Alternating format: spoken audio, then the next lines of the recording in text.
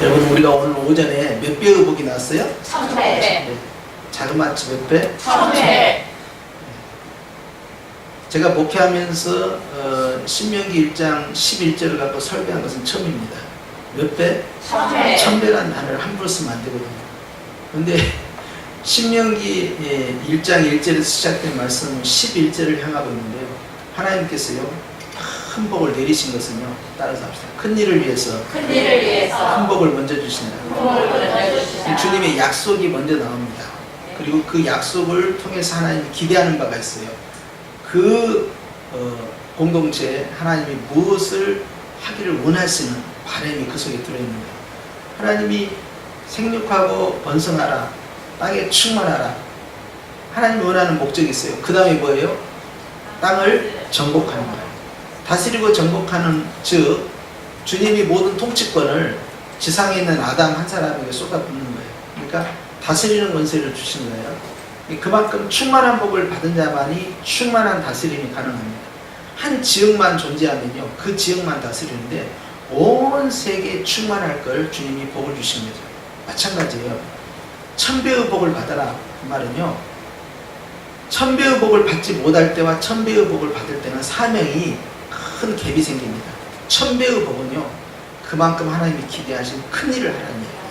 그래서 이스라엘 백성이요, 이제 가나안 땅에 들어가서 해야 할 중차대한 사명은요, 이스라엘 백성이 하나님을 섬기고 하나님께 제사를 드리고 말씀에 순종하는 그 선을 뛰어넘는 거예요. 왜 그런 거 아니? 이스라엘은 가나안 땅을 통해서 1000배의 복을 받고 그 다음에 주님이 원하는 바가 있어요. 그것은 세계 선교를 향한 하나님의 계획입니다.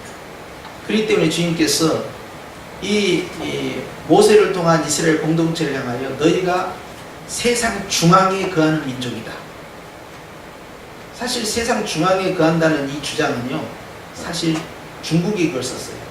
중국의 중화사상은 항상 자기들이 세상의 중심이라고 그러는 거예요.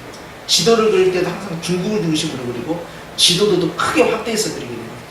그런데 하나님께서는요, 이 작은 이스라엘을 향하여서요, 젖과 꿀이 흐르는 이 땅을 향하여서 이것이 세상의 중앙이다, 그렇게 말씀했어요. 그렇게 말씀하신 것은 그 다음에 중요한 건데요, 너희가 제사장 나라가 되기를 원한다 그랬어요.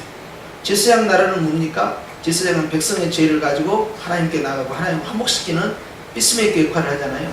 즉 이스라엘이라는 작은 나라를 통하여 온 세상에 있는 온 나라를 주님의 나라로 이끌어가는 제사장 사명을 감당하라는 거예요. 그런데 그게 성공했을까요? 실패했습니다. 1000배의 복을 받으면 그만한 사명 감당을 해야 되는데 이스라엘은요, 완전히 민족주의에 빠져요. 우리나라가 최고, 내가 최고, 여기에 빠진 거예요. 하나님이 나를 최고로 만드신 이유는 하나님께서요, 온 세상에 다른 사람에게 이타적인 삶을 살아라. 그래서 온 세상을 이끌어가는 제사장적 사명을 감당하라는 것인데 그걸 놓친 거예요. 그러니까 사명을 실패한 거죠. 이스라엘의 선택을 받은 것은 세 가지예요. 하나는 방금 말씀드린 것처럼 제사장적 사명을 감당하라는 거예요. 또 하나는요, 그들에게 성경을 맡기셨어요. 또 하나는요, 메시아의 통로를 삼은 거예요. 그래서 다윗의 자손으로 오신 예수님이에요. 이스라엘 선택받은 목적이 분명하다고. 자기가 왜 복을 받았는지, 자기가 왜 은혜를 받았는지 분명히 알아야 될 거 아니에요. 그걸 깨닫지 못하기 때문에 받은 복을 다 놓치게 되는 겁니다. 신약에 돌아왔어요. 사도 바울은 우리는 복음의 제사장이다 그래요. 나는 그래서 이방인들을 하나님께 중매하는 자가 된다. 피스메이커를 여전히 하는 거예요. 나는 복음으로서 너희를 낳았고 나는 너희 아비다 그랬어요. 역시 피스메이커예요. 이제 영적 이스라엘인 교회, 즉 사도 바울은요, 온 세상을 품고 하나님께 나아가는 복음의 제사장 사명을 감당하겠다 그랬어요. 그렇게 한 이유가 있습니다. 바울은 이 1000배의 축복, 즉 하늘의 복과 땅의 복을 그가 다 받은 거예요. 어디에서요? 마태복음 28장 16절에서 주님께서 하늘과 땅의 모든 권세를 내게 주셨으니 그러므로 너희는 가라, 이렇게 말씀하셨죠. 주님이 1000배의 복을 주신 그 은혜를 바울은 깨달은 거예요. 사명이 뭐냐? 하나님 나를 구원하신 목적, 사명이 뭐냐? 하나님 나를 창조한 목적, 사명이 뭐냐? 교회를 세우신 목적, 사명이 뭐냐? 나를 이렇게 하나님께서 구원해 주신 그 이유가 있단 말이죠. 그 사명을 깨달을 때 하나님이 나신 그 축복을 내가 강화시켜 나갑니다. 그런데 그걸 깨닫지 못하고 복은 복으로 끝나버리면 그 다음 하나님의 사명과 연결되지 않기 때문에 더 이상 그 복은요, 나에게 추진할 수 있는 동력, 엔진이 떨어져 나가버린 거예요. 그렇기 때문에 주님은 나에게 복을 주신 이유가 뭐냐를 알아야 되는 거예요. 그래서 바울은 하나님 앞에 나는 복음을 전파하는 사명, 즉 제사장의 사명을 감당하겠다 하면서 베드로가 다시 한번 쐐기를 박습니다. 나는 왕같은 제사장이다. 이걸 선포한 거예요. 제사장이다 그 말은요, 내 신분을 올린 것이 아니고 네 사명이 뭐냐? 그걸 분명히 하는 거예요. 나의 가야 할 길, 내가 하나님 앞에 쓰임받아야 할 이유, 그걸 분명히 깨달으면 그것이 자기의 아이덴티티, 정체성이 되는 거예요. 그것을 가지고 있을 때 하나님이 나에게 주신 그 축복을 내가 잘 활용할 수 있는 거예요. 그렇기 때문에 성도 여러분, 오늘 우리의 천배의 복이라고 말했는데 그 천배의 복을 신약의 교회가 여전히 하늘과 땅의 모든 복이에요. 그 천배의 복을 누리는 자가 되기 위해서는 반드시 나에게 주신, 우리 가정에 주신, 우리 교회에 주신, 우리 대한민국 교회에 주신 사명을 깨달아야 됩니다. 할렐루야. 그러니까 가정을 뛰어넘고, 그리고 교회를 뛰어넘고, 그리고 이 폐쇄적인 민족주의를 뛰어넘어야만이 이제 우리는 하나님 앞에 쓰임받는 그런 조국이 될 수 있는 거예요. 어제도요, 이제 20세 그 축구 경기를 했는데 거기서 이겼다는 거예요. 아르헨티나가 싸서 이겼다는 거예요. 이겨가지고 너무 좋아하면서 그 다음에 아나운서가 이렇게 말했습니다. 이제 숙적 일본과 대결한다. 먼저 그 말을 듣는데 야, 그냥 큰일이다. 저런 말을 자꾸 멘트를 던짐으로써 일본과 어떤 관계를 가집니까? 싸우게끔 만드는 거예요. 이런 거 굉장히 조심해야 돼요. 일제시대 때가 언제 이야기인데 계속 숙적이라고 하는 거예요. 우리를 힘들게 하는 나라가 일본 하나입니까? 많은 나라가 우리를 힘들게 해요. 그런데 유독히 숙적은 누구라고 붙여요? 일본이라고 갖다 붙여요. 그래서 제가 어떤 사람을 들었어요. 일본 선교사님들은 누구를 위해서 응원할까? 저는 장담하건대 그 사람은 일본 응원합니다. 일본을 한국보다 더 사랑하지 않으면 일본 선교사가 될 수가 없어요. 외국에서 온 선교사들이 자기 나라보다 대한민국을 사랑했기 때문에 일제시대 때, 그리고 그 이후에 한국을 이만큼 그들이 지키는 일에 목숨을 던진 거예요. 그들이 자기 나라를 더 사랑하고요, 자기를 파송한 기관을 더 사랑하고 이 나라와 이 나라의 백성을 더 사랑하지 않았으면 그들은 진정한 선교사가 아닙니다. 일본 선교사들은 일본을 더 사랑해야 되는 거예요. 마치 내 자녀 이상. 그런데 같이 싸우면 두 군데를 같이 응원한다? 그것은 정말 이 방송 매트예요. 실질적으로는요, 마음을 다해서 그 나라를 사랑해야 돼요. 그것이 바로 그리스도의 마음이에요. 주님께서요, 얼마나 우리를 사랑하시는지 당신 자신보다 우리를 더 사랑했다는 사실을 기억해야 되죠. 그걸 항상 유념해 두셔야 돼요. 그래서 우리는 그런 민족주의 틀을 자꾸 깨려고 해야 됩니다. 더 뛰어넘어줘야 돼요. 그런 사상이 없이 외국에 나가서 복음을 전하고 우리 한국에 대한 문화적, 경제적 우월감을 가지고 접근하면요, 다 망하는 거예요. 성령님께서 그런 걸 실패하는 거예요. 네가 언제부터 대한민국이냐, 언제부터 잘 살았다고 까부냐, 훅 하면 간다 이 말이에요. 아무것도 아니라 이 말이에요. 예? 베네수엘라 같은 경우는 어땠어요? 우리나라보다 훨씬 경제력이 좋았단 말이에요. 왜? 석유가 나오니까. 그런데 그 나라도 정책을 잘못 두니까 훅 날아가 버린 거예요. 무너지는 건 순식간입니다. 그냥. 일본도요, 항상 우리가 앞서갔어요. 우리는 80년대에 일본의 것을 말이죠, 모방해서 그거 갖다가 제품 만드는 것이 아주 유행이에요. 그런데 그 이후로 어떻게 됐어요? 일본이 20년 동안, 잃어버린 20년이에요. 일본 경제가 완전히 폭망인 거예요. 순식간에 한꺼번에. 우리도 그러지 말라는 법이 없어요. 이게 하나님께서는요, 교만한 자는 물리치시는 거예요. 그런데 이 땅에 대한민국이 있기 때문에, 이 땅에 성령교회가 있기 때문에, 이 땅에 우리 성도들이 있기 때문에 하나님께서 또 이 나라를 국리로 여기신다라는 영적 자부심을 느껴야 돼요. 천배의 복을 받을지어다 했는데 그 천배의 복을 하나님께서 주시는 일반적인 선언으로 생각하고 잊어버리면 절대 내 것이 아닙니다. 나는 뿌렸고, 나는 심었고, 자라나게 하신 일 누구예요? 하나님 아니에요. 그러면 그것을 자라나도록 하기 위해서 어떤 토양을 갖춰야 됩니까? 주님께서 네 가지의 밭을 이야기해요. 좋은 땅이죠. 그래서 말씀이 선포된 것이 잘 자라나도록 결국 뿌려진 씨앗 가운데서 천배로 만드느냐, 천배로 못 만드느냐는 그 다음부터 믿음의 결단이에요. 아, 여기서 아멘 안 하는구나. 계속 타이밍을 놓치고 있다는 걸 아셔야 돼요. 흐름을 계속 놓치면 안 돼요. 하나님께서 우리에게요, 아무리 성경에 있는 말씀을, 이 말씀이 오늘 지금 우리에게 주시는 말씀이다라고 선포를 해도 그것을 내 것으로 삼는 것은요, 결국 내 믿음의 화학, 즉 결합이 돼야 된다. 히브리서의 말씀처럼 믿음으로 결합을 시키라는 거예요. 그럴 때 말씀이 꽃이 피고요, 열매가 맺는 것입니다. 그래서 상징적인 그 천배의 복, 이것은요, 하나님이 우리에게 주시고자 하시는 충만한 복을 의미하는 것이죠. 그런데 예수님 안에서 이 복이 다 우리에게 임했다는 사실입니다. 그래서 에베소서 3장에 보면요, 하나님께서는요, 아버지에게 속해 있는 모든 축복이 다 예수님을 사랑하는 자들에 쏟아 부었다는 거예요. 이것이 바로 사도의 축복권입니다.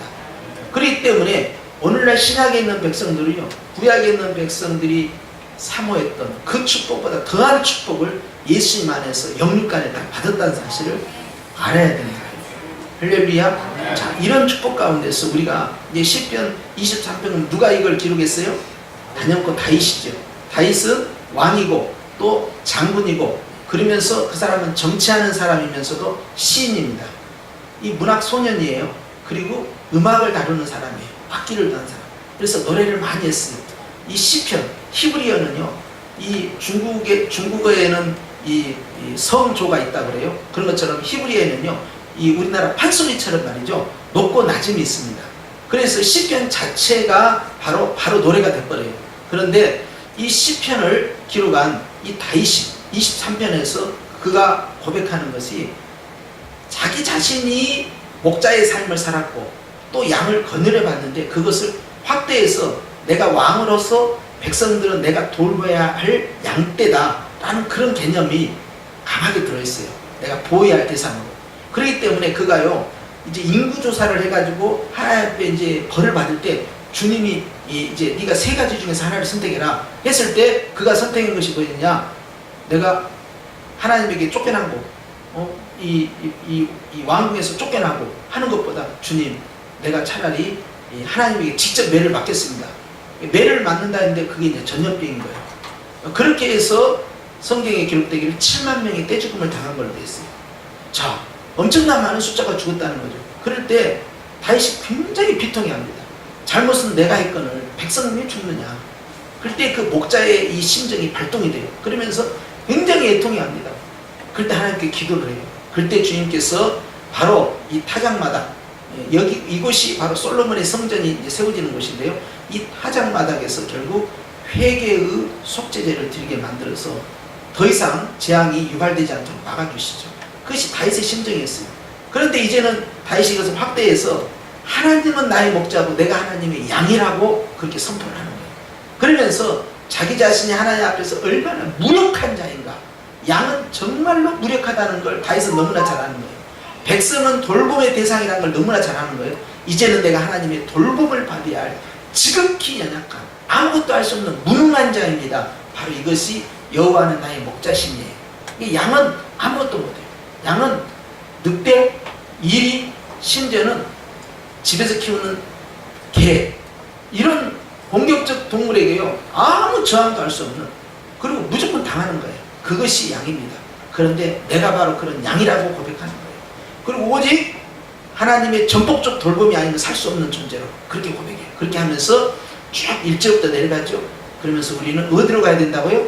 6절을 향해 가야 된다. 6절이 뭐예요? 시작. 내 평생에 선하심과 인자하심이 반드시 나를 따르니, 따라서 반드시 나를 따르니. 축복의 확신. 하나님이 천배의 복을 주실 거라는 축복의 확신. 하나님께서 우리에게 하늘과 땅의 모든 복을 다 주셨다라는 축복의 확신.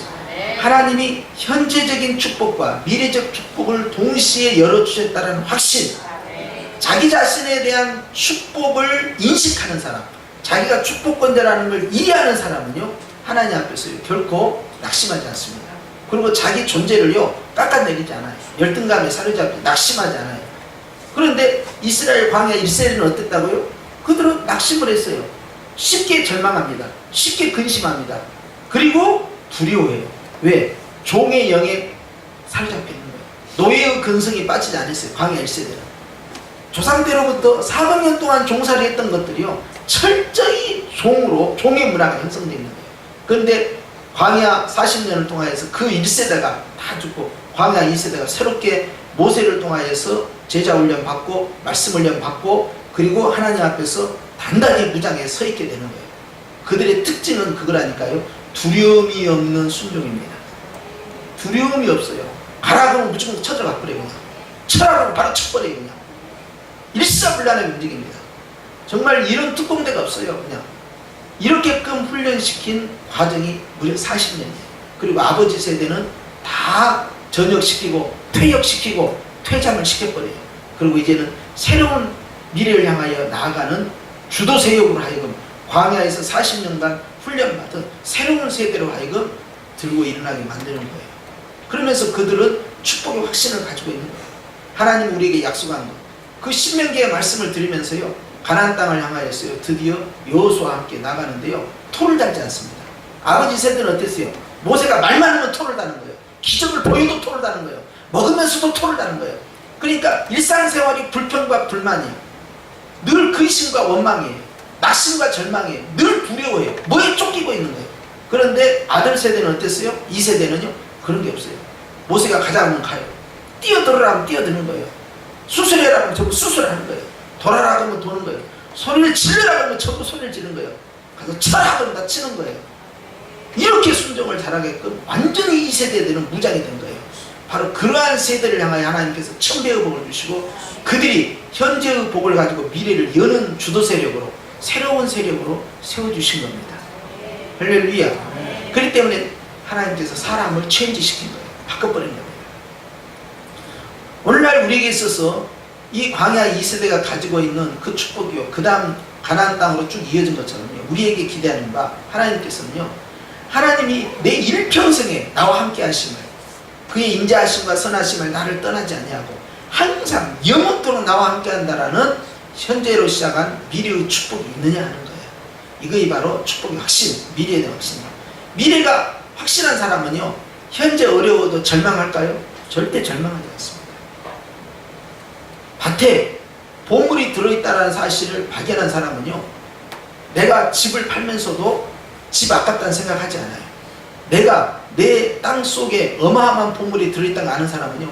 그 땅을 파면서 10m, 20m, 30m 들어가면서 절대 낙심하지 않습니다. 모르는 사람은 낙심하는 거예요. 그렇기 때문에 아는 사람은 미래를 향하여서 현재 땀을 흘릴 때 절망은 들어오지 않습니다. 그런데 미래가 보이지 않는 사람, 미래에 대한 확신이 없는 사람은요. 현재의 삶을 주저앉게 만드는 거예요. 절망이 들어와요. 그래서 미래는 어떻게 여느냐? 현재의 담대함이 열게 하는 건데 그것이 바로 따라서 축복의 확신. 확신입니다. 믿음이라는 건 뭡니까? 믿음이라는 건 내가 바라는 것들이 뭐예요? 내가 바란다는 것은 현재입니까? 미래입니까? 미래입니다. 그 미래를 나는 지금 보고 있다는 거예요? 안 보고 있다는 거예요? 게하시는 그걸 보지 못했어요. 엘리사는 그걸 보고 있어요. 눈으로 그걸 보고 있는 거예요. 누구는 보고 누구는 못 보는 거예요. 믿음의 눈을 누구는 봅니다. 누구는 전혀 보이지 않는 거예요. 내가 손으로 만지고 주목해야만 보겠다는 거예요. 누굽니까? 도마입니다. 그러니까 예수님이 나타나 차라리 안 믿는 것보다 나으니까 만져라. 손가락으로 찔러 보아라. 이렇게까지 주님이 말씀하시니까 도마가 무너져 내린 거예요. 의심 많은 도마는 왜 의심이 많은 자는 생각이 많아요. 왜 의심이 많은 자는 확인되지 않으면 믿지 않는 거예요. 검증되지 않으면 믿지 않는 거예요. 증명되지 않으면 믿지 않는 거예요. 그런데요, 주님은 보는 것보다 보지 않고 믿는 것이 복되다. 성경 말씀을 우리가 다 체험할 수 없어요. 우리가 성경의 시대로 타임머신을 타고 갈 수가 없어요. 그러나 베드로는 선포합니다.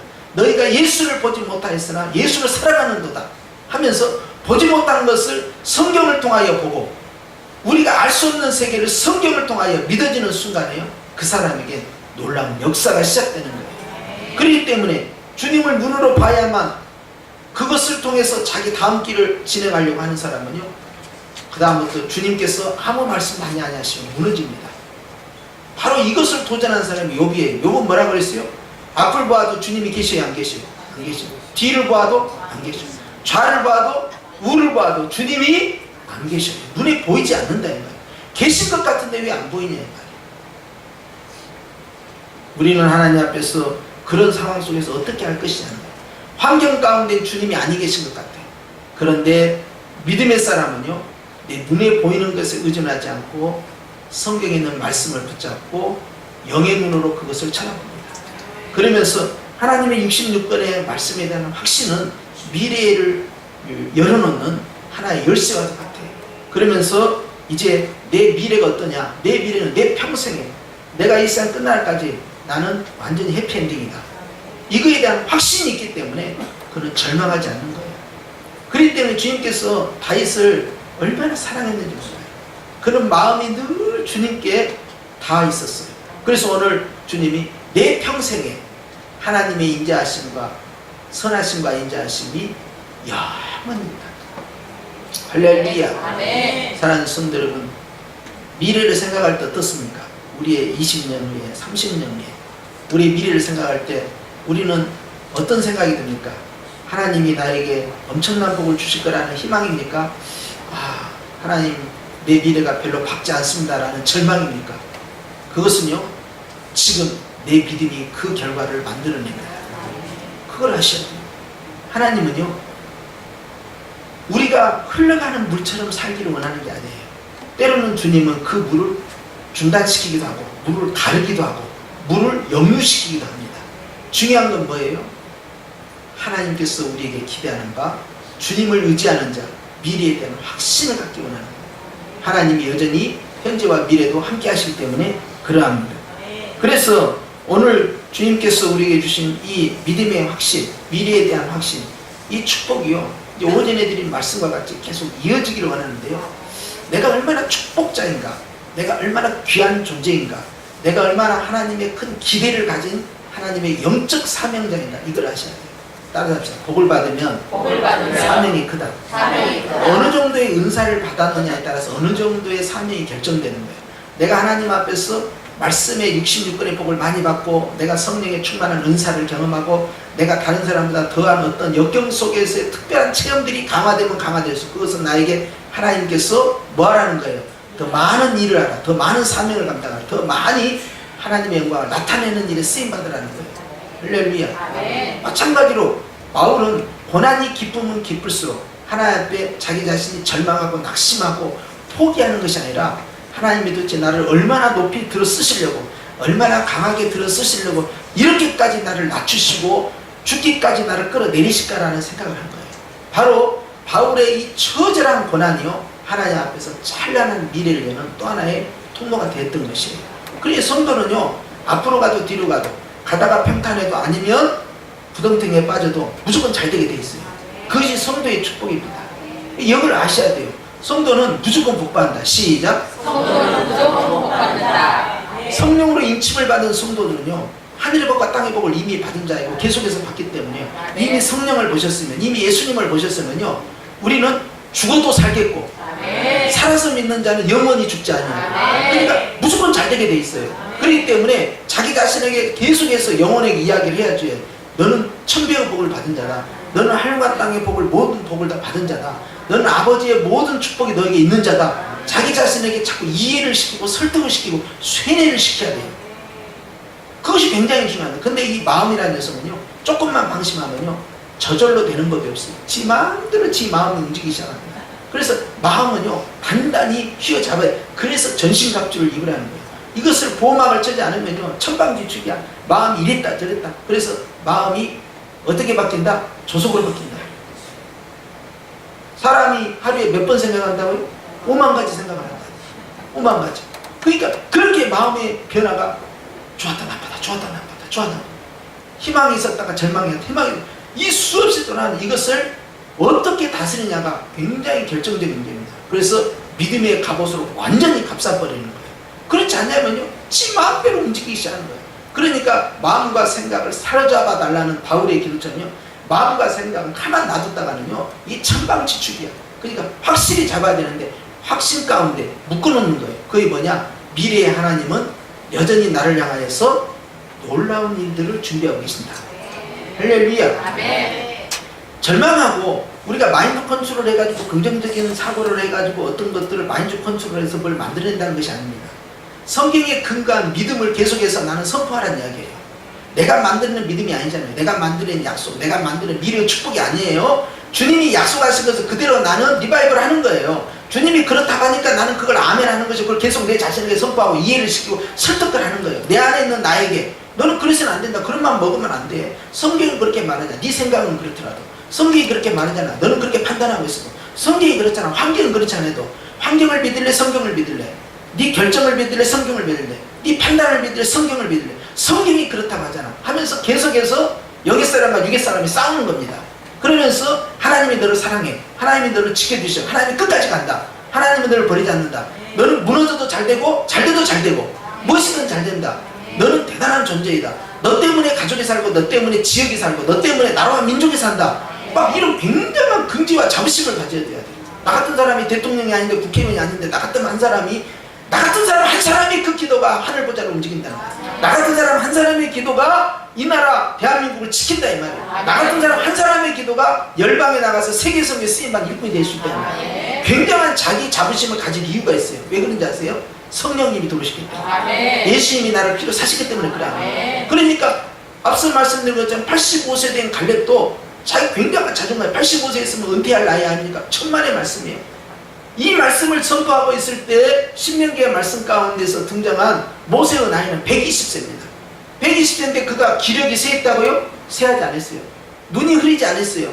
그런데 원어로 다른 말씀으로 그걸 풀어서 말하자면요, 이 모세는요 지금 장가가도 될 수 있는 그런 기력이 있다는 뜻이에요. 안 웃는구나. 그러니까 모세가 건강한 남자예요. 늙어서 죽고 병들어 죽고 때가 되니까 죽은 게 아닙니다. 갈 때가 돼서 몸이 약해진 게 아니에요. 멀쩡했다니까요. 그런데 하나님이 모세를 데리고 가신 거예요. 왜? 그의 사명이 끝났기 때문에. 거기까지요. 할렐루야. 아멘. 그래서 하나님의 일꾼들은요 자기 자신의 사명이 끝나기 전까지는요 무대에서 내려가지 않습니다. 그런데 우리는 스스로는요 자포자기 하는 거예요. 나는 여기까지야. 다윗은 그게 아니에요. 하나님이 나의 목자이신데 내 평생에 하나님이 나와 함께한다. 하나님이 나를 결코 버리지 않는다. 하나님이 나를 목자로서 또 이제 장군으로서 그리고 이제 왕으로서 하나님 나를 들어쓰셨는데 하나님 나를 끝까지 붙잡으신다. 그 확실한 믿음이 있었어요. 그것이 하나님 앞에 기쁨이 되었던 것입니다. 오늘도 우리 성도들 주님께서 어떤 마음을 원하시겠어요? 내가 하나님 앞에서 무너지지 아니하는 견고함이 있기를, 그래서 미래를 열 수 있는 현재적 결단이 있기를 원하시는 거예요. 그러니까 120세 할아버지도 기도했고 85세 할아버지도 지금 나 민방위 빠지지 않고 예비군 빠지지 않고 나 현역 복무해서 지금이라도 내가 쳐들어가서 내가 헤블론을 완전히 장악할 수 있다라고 호연지기를 드러내고 있는데 우리가 왜 못하냐 이 말이에요. 얼마든지 할 수 있어요. 그렇기 때문에 또 이 시대에는요 고령화 시대야. 그게 다 오래 살아. 아마 우리는 다 90을 넘을 가능성이 굉장히 높습니다. 꼭 묻는구나. 그래 알았어요. 100세라고 해줄게. 우리는 100세 넘을 가능성이 굉장히 높습니다. 그러면은 70 넘어서 뭐 할 거예요? 70 넘어서 뭐 할 거예요? 마리아 회장님 대답해봐. 70 넘어서 뭐 할 거예요? 뭐 하긴 뭐 하나 똑같이 일하는 것이지. 아직도 나는 현역이지. 교회에서만 은퇴라는 단어를 붙였지 나는 여전히 현역이야. 영적 현역이야. 여전히 축복이 1000배예요. 여전히 영육간에 복이 있는 거예요. 은퇴가 어디가 있어? 주님 부르시는 그날까지 내 한 사람의 기도로 말미암아 하늘과 땅에 축복이 왔다 갔다 하는 판인데 기도를 해야지. 기도를. 할렐루야. 그렇기 때문에 오늘 다윗은 내 평생에 나는 무너지지 아니하는 견고한 소망이 있다는 거예요. 미래에 대한 확신입니다. 현재적 하나님과의 관계 속에서요 주님께서는 지금 너에게 그 복을 줬으니 네가 가서 미래를 열어라 하는 거예요. 할렐루야. 특히 이제 나이 드신 권사님들은 우리 늙었은 게 젊은 것들이 좀 열심히 해봐. 우리 교회 말고 딴 데에서 그런 말이 있다고 하더라고. 그러는데 그런 것이 어디가 있어? 축복은 따라서 축복은 양보하지 않는다. 그것은 항상 영적 축복에 대한 이 선한 욕망은요 이것은 앞서가야 돼요. 양보해서는 안 됩니다. 그렇기 때문에 그런 것은요 우리가 하나님 앞에서 달려갈 길에 내가 끝까지 완주하겠나이다 이런 각오로 가야 될 줄을 믿습니다. 그래서 주님이 평생에 나를 따르리니 그 다음 뭡니까? 내가 여호와의 집에 영원히 살리리로다. 다윗은 하나님의 성전을 늘 짓고 싶어하는 마음이 있었어요. 자기 집보다 항상 하나님의 집, 하나님의 집. 하나님을 사랑하니까 하나님의 집. 나는 이렇게 왕궁에서 편해지는데 하나님의 집. 그 집에 대한 사모함이 있었어요. 왜냐? 주님을 너무 사랑하니까. 어떻게 주님을 천막에다 모셔놓을 수 있느냐? 제대로 된 성전 하나 못 짓는단 말이냐? 애타는 마음이 있었어요. 하나님의 그 마음을 받으신 거죠. 그리고 이 여호와의 집은 궁극적으로 주님이 거하시는 곳이 여호와의 집이에요. 시작. 주님이 거하시는 곳이 여호와의 집이다. 자, 그 주님이 어디에 거하셔요? 내 마음에 계셔. 또 어디에 거하셔요? 나의 삶 가운데 거하셔요. 또 어디에 거하셔요? 주님이 세상 끝날까지 너희와 함께하겠다. 아멘. 나의 인생의 여정 가운데 늘 함께하시고 이것이 임마누엘입니다. 아멘. 그래서 임마누엘 주님께서요 우리에게 말씀하시는 거예요. 하나님이 함께하시는 거. 그래서 하나님의 집인데 하나님과 함께하는 삶을 영원히 원합니다. 그 고백이에요. 할렐루야. 죽어서 가는 그 천국은 말할 것도 없고 하나님이 지금 나와 함께하시니 지금 이 삶 가운데서 주님이 나와 함께하시면 확신하면서 살겠다라는 하나님과 동행하는 삶이 되시길 축원합니다. 하나님과 함께 생활하는 것 이것이 행복이에요. 성도 여러분, 우리는 주님 앞에서 무너지지 않냐는 소망이 있어야 됩니다. 내 마음의 낙심과 근심, 절망, 또 두려움 이런 것들이 들어오는 건 사실이에요. 그런데 이것은 이겨내야 돼요. 하루에도요 암세포가 저는 의사가 아닙니다만은 이 1000개 이상씩 자연적으로 발생을 한답니다. 1000개 이상씩. 그런데 우리의 면역세포가 워낙 강하니까 그 1000개 이상의 암세포를 막아낼 수 있다는 거예요. 마찬가지로 건강하면 다 물리치는 거예요. 우리는 하나님의 말씀으로 늘 무장을 해서 우리의 삶 가운데 마음과 생각 그리고 환경을 통해서 들어오는 수많은 암적인 요소들, 어둠의 요소들을 계속해서 물리쳐야 돼요. 그런 생각이 들고 그런 마음이 들을 때마다 낙심하고 절망하지 말고 두려워하지 않는 담대한 믿음을 가지고요 계속해서 선포하고 고백해야 돼요. 하나님께서 나에게 복을 주셨으니 내 평생에 주님이 영원토록 나와 함께 하신다. 할렐루야. 우리는 죽는 순간까지도 복을 받았는데요 주님께서 말씀하실 때 성도가 죽는 것을 하나님께서 귀 보신다 그랬어요. 죽음조차도 귀 보신다 이 말이에요. 할렐루야. 죽을 때는 사람이 얼마나 참 안 좋은 모습으로 갑니까?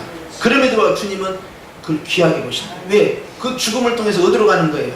천국으로 가는 것이고 예수님 재림하시면 그 죽음 가운데 있는 그 육체가 다시 부활을 하는 것입니다. 예수님 안에 있는 사람은 살아도 복을 받고 죽어도 복을 받고 무조건 다 잘 되게 돼 있어요. 그렇기 때문에 오늘 주신 말씀을 마음에 꼭 새기고 내 평생에 하나님의 선하심과 인자하심 변함이 없다. 끝까지 간다. 하나님이 나와 약속한 것 이것은 끝까지 가는 거예요. 그래서 나는 영원토록 여호와의 집 하나님과 영원토록 함께 살기를 원합니다. 할렐루야. 이런 임마누엘 복을 따라잡죠. 다 받았다. 이미 받았다. 이 말씀을 꼭 기억하셔야 돼요. 그렇기 때문에 우리는 결단코 미래를 여는 축복의 주인공이 될지언정 여기에서 양보하거나 물러서면 안 돼요. 절대 축복은 양보하는 법이 없어요. 다음 세대에게 미룰 필요도 없는 거예요. 바로 내 세대에서 내가 일을 야무지게 하고 가서 천국에서 하나님 앞에 칭찬받는 것입니다. 아직도 우리가 할 일이요 지천에 쌓여있어요. 얼마나 기도할 것이 많고 얼마나 하나님 앞에 충성하고 봉사할 것이 많고 우리의 달려갈 길이요 시간이 부족할 정도 이것을 끝까지 완수해서 우리 선영교회가 우리 성도들이 다 하나님 앞에서 큰 상급을 받아 누릴 수 있기를 축원합니다. 기도하십시다.